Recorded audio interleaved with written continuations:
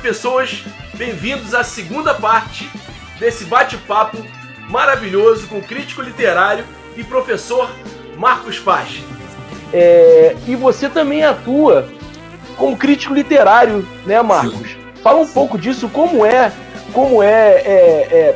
ter um olhar crítico sobre uma obra literária, como é essa experiência? Eu desconheço eu não consigo entender, me entender como ser humano capaz de fazer isso. Como é essa experiência? Sim. Rapaz, a crítica foi uma paixão que me tomou quando eu fazia mestrado. Em 2008, eu publiquei um livrinho de poemas chamado Apostamento. Eu escrevia poemas, era envolvido com aquilo, mas não é para bancar o sujeito ali que está fazendo, não é para fazer gênero, é o que eu quero dizer. Uhum. Mas eu tinha alguma desconfiança com muitos textos que eu escrevia, né? Eu já era um leitor frequente de poesia, e aí quando você vai conhecendo os mestres e as mestras, aí você pensa, poxa vida, mas será que o que eu estou fazendo é uma coisa digna? Será que eu não estou fazendo papel de ridículo? Enfim. E aí, no final de 2007, eu já estava com esse livro pronto. Esse livro foi lançado em maio de 2008.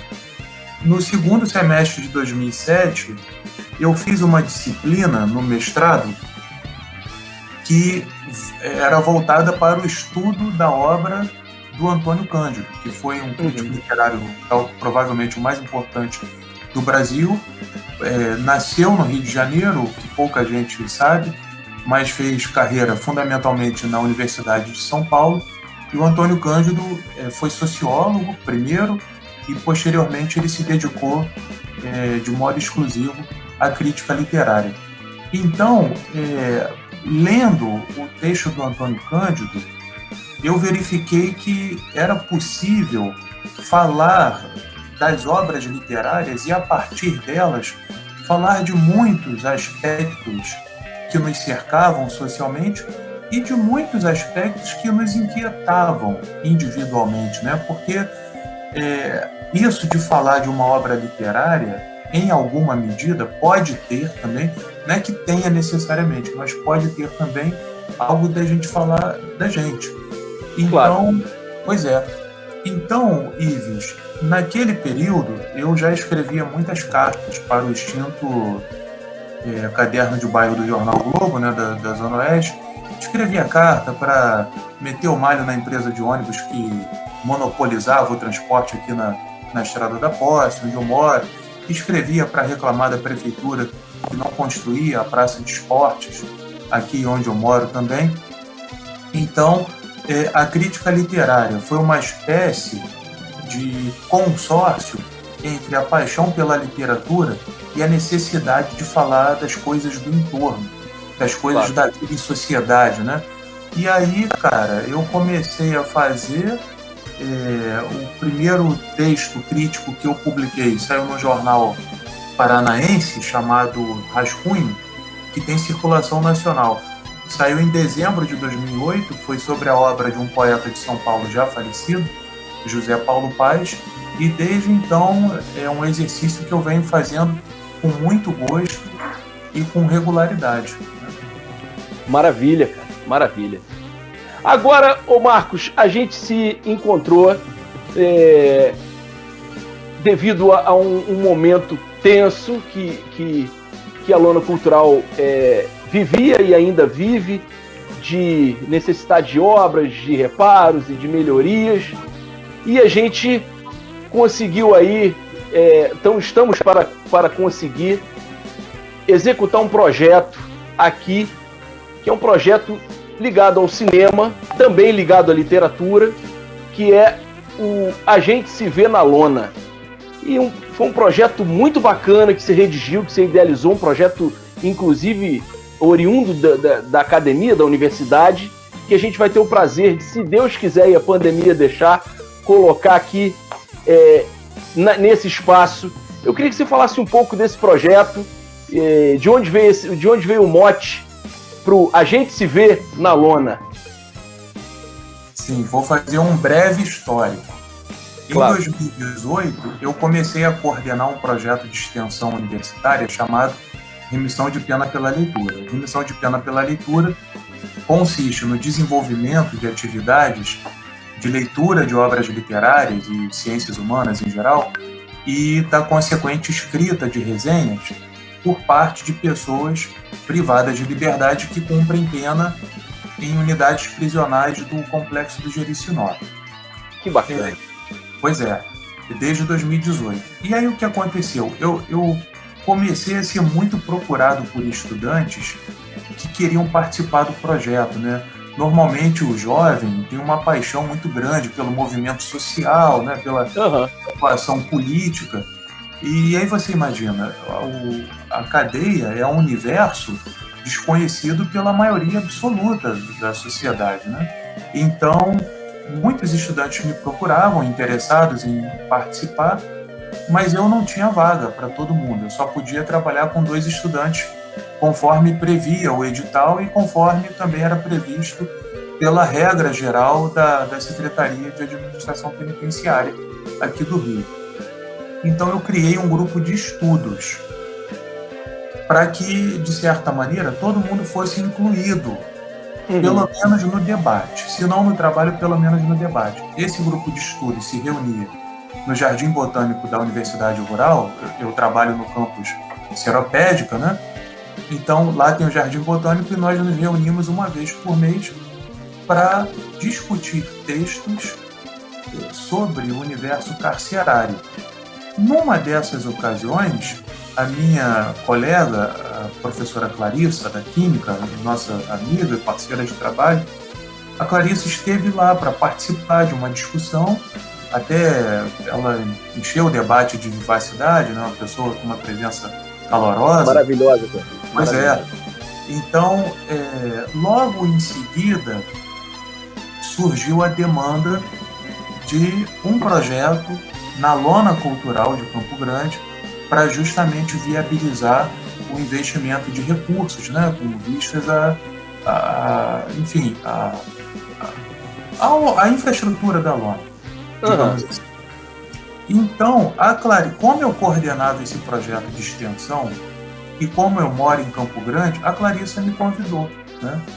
E, evidentemente, eu fiquei muito entusiasmado, porque, afinal de contas, Ives, eu estou com 40 anos, faz pelo menos 20 anos que eu vivo em permanente incômodo com a percepção da grande distância de cidadania que existe nas partes diversas do Rio de Janeiro, né? Como é que moradores da Zona Sul, por exemplo, a pessoa que mora na rua Voluntários da Pátria, ela pode acessar a pé diversas salas de cinema numa rua. A Voluntários da Pátria, se não me engano, tem 6 ou 7 salas de cinema. Campo Grande, que é o maior bairro do Brasil, não tem nenhuma sala fora de shopping. Então, com esse projeto, eu entendi que havia a oportunidade de nós realizarmos um trabalho que se voltasse a um só tempo para a valorização cidadã do bairro, para que pessoas, fundamentalmente jovens, mas não apenas, pudessem descobrir esse espaço maravilhoso que é a Lona Cultural, que, na minha opinião, é um espaço central da cultura aqui de Campo Grande e, eu me permitiria dizer, da Zona Oeste também, né? E, além disso, nós poderíamos fazer com isso, ou poderemos, né, o tempo vai dizer, a oferta de uma atividade que é um só tempo de formação cultural e de entretenimento fora do grande circuito dos cinemas. Então, tudo isso me pareceu muito oportuno para agarrar essa possibilidade imediatamente. E é uma pena que nós estejamos neste momento sob a pandemia, e é uma pena que a pandemia esteja sendo, esteja sendo concebida, enfrentada de modo tão irresponsável pelas maiores autoridades do Poder Executivo no país, porque isso nos deixa sem uma perspectiva minimamente clara de quando certas atividades poderão ser realizadas. A gente tem feito muita coisa de modo remoto, né? Estamos aqui conversando assim, mas nada se compara, né, com a atividade presencial. Você imagina, a gente, nas melhores expectativas, imagina a lona cheia de gente jovem, de gente com mais idade, e lotando aquele espaço, vendo filme interessante, conversando, filmes que, porventura, algumas pessoas jamais veriam se não fosse por iniciativas dessa natureza. Então, o título A Gente Se Vê na Lona tenta juntar todos esses aspectos. Em primeiro lugar, a gente se vê porque a gente vai se encontrar na lona. A lona vai ser um ponto de encontro, né, para os interessados nessa atividade. A lona já é um ponto de encontro, mas essa atividade pretende ser um incremento dessa sociabilidade nossa, que não se restringe às pessoas de Campo Grande, que fique claro, né? A gente se vê na lona porque a gente vai lá também para ver filmes e também porque a gente vai se ver como quem vai se reconhecer cidadão, como quem vai descobrir, caramba, aqui no meu bairro tem esse espaço maravilhoso e me permito dizer, sem nenhum favor, que é mantido por essas pessoas guerreiras, que são as pessoas da sua família. Então, tem esse espaço maravilhoso aqui no meu bairro, eu também sou cidadão, eu também tenho direitos, eu tenho dignidade, e ainda que a gente passe a vida inteira sem alcançar aquilo que a gente deseja, é necessário que a gente reivindique, uma distribuição digna, justa, equânime dos recursos da cidade para todos os seus espaços, todas as suas regiões, todos os seus bairros. Existe um palácio administrativo da prefeitura na Zona Sul, existe um na Zona Norte, que é ali em Oswaldo Cruz, na Zona Oeste não há nenhum. A Zona Oeste não tem um parque público urbano, a Zona Oeste não tem uma ciclovia propriamente dita. Eu me lembro, numa ocasião da lona, em 2015, o atual secretário de Integridade e Governo da Prefeitura, Marcelo Calero, ele era secretário municipal de Cultura. Havia um expediente, naquela época, chamado Cultura Presente. Então, antes de assumir o Ministério da Cultura do governo Temer, o Marcelo Calero foi secretário de Cultura aqui do município. E naquela oportunidade, o debate na lona, ele estava sentado numa cadeira e eu perguntei a ele, né, se ele em algum momento poderia se sentar onde nós estávamos sentados, porque os impostos dos bancos eram tortos, porque não eram trocados, porque não chegavam os investimentos, não chegava o orçamento necessário para que a lona fosse reformada. E aí ele respondeu querendo dizer que a secretaria estava fazendo muita coisa, abrindo editais. Sim, isso é muito importante, editais para artistas, para os artistas se venderem, para se bancarem. Mas e o público espectador?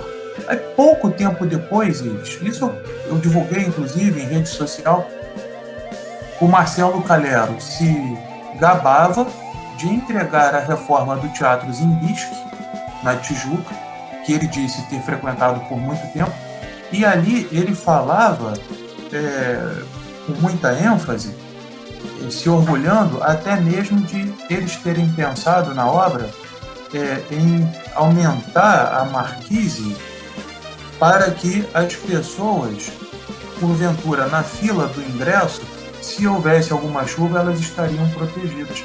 Aí eu pergunto, por que esse cuidado não chega até aqui? Será que eles não conhecem? Eles conhecem sim. Então, o projeto A Gente Se Vê na Lona também é uma tentativa de resposta a todo esse conjunto de coisas. Maravilhoso, cara, maravilhoso, ótimas observações. Bom, a gente tem sempre que ter positividade e esperança. Hoje na Secretaria Municipal, pela primeira vez desde que eu me entendo como agente cultural, nós temos um produtor cultural oriundo da Zona Oeste de Santa Cruz, que é o Marcos Faustini, e a gente está depositando muita esperança nesse olhar de quem é daqui, de quem é oriundo daqui, que sabe as dificuldades daqui, para que efetivamente a nossa região, não só em termos culturais, mas como a pauta é cultura, que possa ter mais investimento, um olhar mais dinâmico e objetivo em relação ao que nos falta. E não nos falta pouca coisa. Falta bastante coisa. Não estou falando só aqui do nosso espaço da Lona Cultural.